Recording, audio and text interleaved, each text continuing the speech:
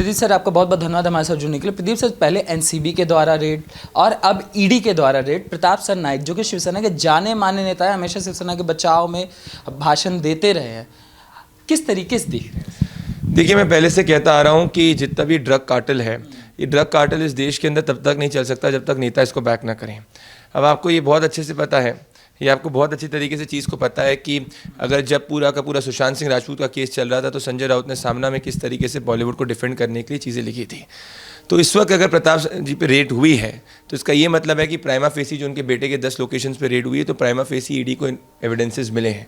पर लार्जर बात ये है कि this does not stop, the buck does not stop at Pratap ji, क्योंकि महाराष्ट्र के अंदर अगर आपको पता है कि अगर इस देश में 2 जगह सबसे ज़्यादा ड्रग का वितरण कंजम्पशन होता है तो एक है पंजाब और दूसरा है महाराष्ट्र और पर्टिकुलरली बॉम्बे। तो ये एक लार्जर चेन है। मुझे लगता है ये सब छोटी मछलियाँ हैं। अभी भी मैं आपको वापस से कहते आ रहा हूँ, जिस तरीके से जो मैं कह रहा हूँ सब चीज़ें सही हो रही हैं कि जो ये बॉलीवुड और पॉलिटिशियंस का जो ड्रग का कार्टेल है, जो बड़ी बड़ी पार्टीज़ होती हैं जिसके अंदर नेता आते हैं, पॉलिटिशियंस आते हैं, बॉलीवुड के लोग आते हैं, ये सिर्फ स्मॉल फिशेज़ हैं, ये ऊपर तक बात जाएगी। मगर ये आपका कहना है, मगर उनका ये कहना है कि केंद्र हमसे बदला ले रहा है, केंद्र हमारी सरकार गिराना चाहता है और कोई एजेंसी वो नहीं है, सब हमारे ऊपर लगाए हो क्योंकि हमारे विधायकों को कैसे भी करके मजबूर किया जाए। देखिए, ये जो इन दोनों के बीच की राजनीति उसमें मैं नहीं पढ़ना चाहता, पर मैं इतना कहना चाहता हूँ कि अगर ईडी के लगाने से ही सरकारें गिरनी होती तो अभी तक केंद्र की सरकार हर उस सरकार को गिरा देती जहाँ पे ऑपोजिशन की सरकार होती। आज देश के अंदर राजस्थान, छत्तीसगढ़ के अंदर ऑपोजिशन की सरकार है, आज देश के अंदर बंगाल के अंदर ऑपोजिशन की सरकार है, आज महाराष्ट्र के अंदर ऑपोजिशन की सरकार है। तो ये बहुत ही बचकानी बात है कि भाई एजेंसी के लगने से कोई सरकारें गिरती है। एजेंसी के लगने से उन्हीं को डर होता है जिनने कुछ काला माल कमाया होता है। अगर उनको लगता है कुछ नहीं है, वेंडेटा है, तो अल्टीमेटली कोर्ट ऑफ लॉ में नहीं प्रूव हो जाएगा। और ईडी जो है, आपको भी पता है कि ईडी का जो कन्विक्शन रेट है वो ज़्यादा अच्छा नहीं है।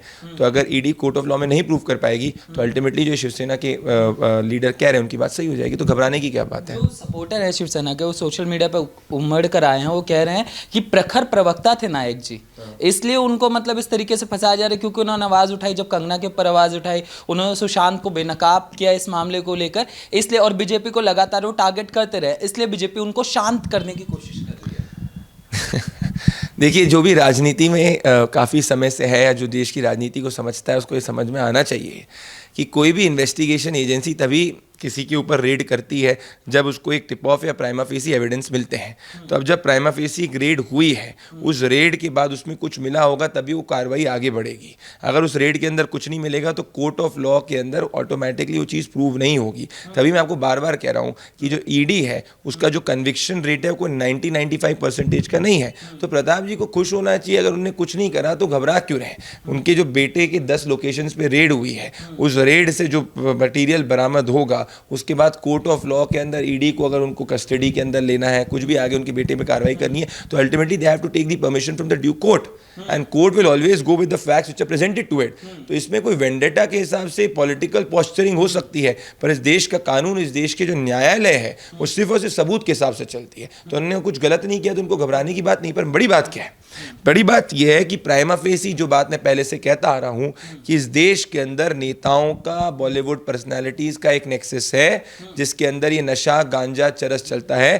तभी एनसीबी का डेटा है कि पंजाब और महाराष्ट्र के अंदर सबसे ज़्यादा ड्रग का consumption on the top most होता है। मुझे आप बताइए। और ये लोग बड़ी बड़ी बातें करते हैं, जो बॉलीवुड के लोग हैं बड़ी बड़ी बातें कहते हैं, सोशल वेलफेयर की बात करेंगे कि भैया आप गंदगी मत करिए, पानी को बचाइए, सब बड़ी बड़ी बातें करते हैं। पर इनकी पर्सनल लाइफ में अगर ये नशा, गांजा और चरस लेते हैं तो क्या इस देश को ऐसे हीरोज़ बर्दाश्त होंगे?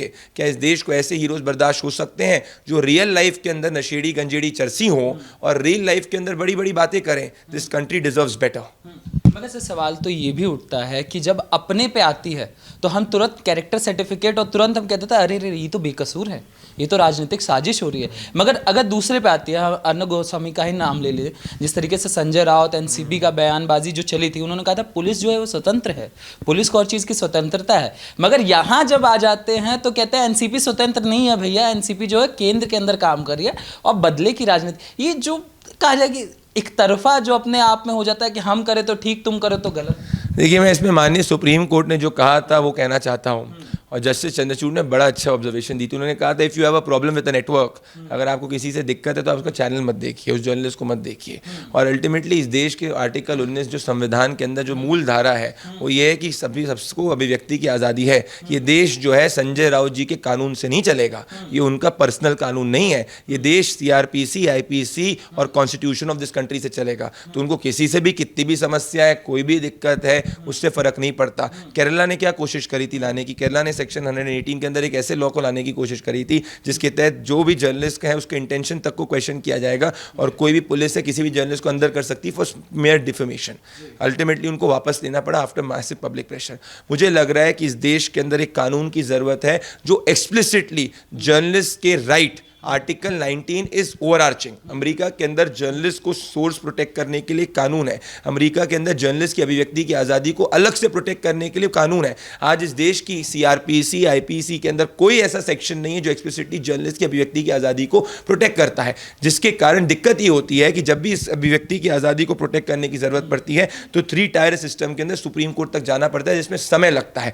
तो मैं निवेदन करना चाहता हूँ इस देश के पार्लियामेंट से कि आप एक कानून बनाइए, एक बिल्कुल स्ट्रिक्ट कानून बनाइए, जिस तरीके से फर्स्ट अमेंडमेंट के बाद US के अंदर बनाया गया था कि इस देश के जर्नलिस्ट की अभिव्यक्ति की आज़ादी को प्रोटेक्ट किया जाए। देखिए क्या हो रहा है, उड़ीसा के अंदर OTV के ऊपर 20 फर्जी केस किए जाते हैं। क्यों? क्योंकि जस्ट वो सत्ता के अगेंस्ट बात कर रहा है।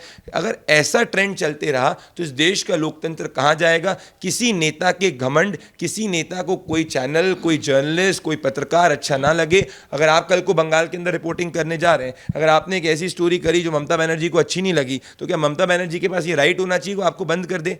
ये बहुत बड़ा गलत प्रेसिडेंट है और मैं चाहता हूं कि इस देश के पार्लियामेंट इसको बनाए, क्योंकि अगर ये कानून नहीं बनेगा तो सच में लोकतंत्र खतरे में होगा। सर्टिफिकेट देने का क्या, जो सर्टिफिकेट दिया जाता है, चाहे रिया वाला मामला होता है, सुशांत, तुरंत ही संजय राउत को सपना आता है कि ये हुआ है, सुशांत ने सुसाइड की है, रिया चक्रवर्ती पवित्र है, यहाँ पार्टी हुई है, वहाँ ये हुआ है, इनको सब कुछ पता है। प्रताप नायक बेकसूर है, सब बेकसूर है, सब जानते हैं, सर्वज्ञाता है, कालदर्शी। संजय राउत जी ने चुनाव लड़ा है, आप बताइए लड़ा है? नहीं लड़ा है।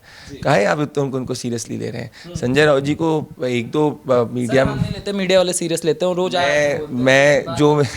मैं बस यही कहना चाहता हूँ, मैं उम्मीद करता हूँ कि संजय राउत जी एक नेता है और नेता का पहला काम होता है जनता में जाए, चुनाव लड़े, जीते।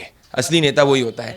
और बाकी उनकी जो निजी राय है वो ठीक है, निजी राय उनको लगता है कि सुशांत ने कुछ वो रख सकते हैं, उनको भी अभिव्यक्ति की आज़ादी। मैं तो कहता हूँ कि संजय राउत जी हर चीज़ पे, क्रिकेट, बॉलीवुड, खाना खजाना, पॉलिटिक्स, ग्लैमर, जो भी है उस पर बयान दें।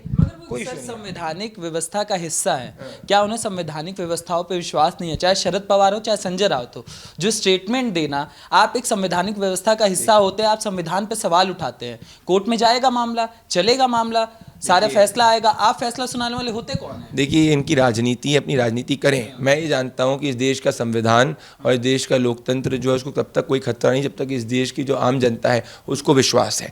इस देश के अंदर संजय राउत जी की ओपिनियन या कोई भी नेता, शरद पवार या कोई BJP के नेता के ओपिनियन से देश नहीं चलता। ये देश जो है इस देश की 100 करोड़ जनता के ओपिनियन से चलता है। तो जब तक इस देश की जनता को विश्वास है इस देश के लोकतंत्र के अंदर, इस देश की संवैधानिक ढांचाओं के ऊपर, तो मुझे लगता है कि इनकी जो राजनीति है ये आएगी जाएगी। आज संजय राउत है, कल कोई दूसरा लीडर होगा, आज शरद पवार है, कल कोई दूसरा लीडर होगा, आज BJP को कोई दूसरा होगा। ये प्रक्रिया है, हमने देखा है राजनीति में, कोई ऊपर पावर पे हमेशा नहीं रहता। और जो नेता सोचता है कि पावर में हमेशा है, उसको पता है अपने इतिहास ने किस तरीके से अब सबक सीखा, हम सब जानते हैं। इस देश में सिर्फ एक ही चीज़ है जो हमेशा रहेगी, वो इस देश का संविधान। और मैं आपके जरिए वापस से कहना चाहता हूँ, जिससे कि संजय राउत जी और बाकी जो लीडर्स हैं उनके निजी बयान जो भी हो, पर क्योंकि लार्जर लेवल पे क्या है, लार्जर लेवल पे क्या फाइट है? द फाइट इज कि एक तरफ पॉलिटिशियंस हैं जो मीडिया को दबाने की कोशिश कर रहे हैं और दूसरी तरफ देश की जनता है जो इंडिपेंडेंट मीडिया को चाहती है। इसको स्ट्रॉन्ग रखने की जवाबदेही पार्लियामेंट की है। इसीलिए जर्नलिस्ट की अभिव्यक्ति की आज़ादी को प्रोटेक्ट करने के लिए एक्सप्लिसिटली कानून बनाना चाहिए।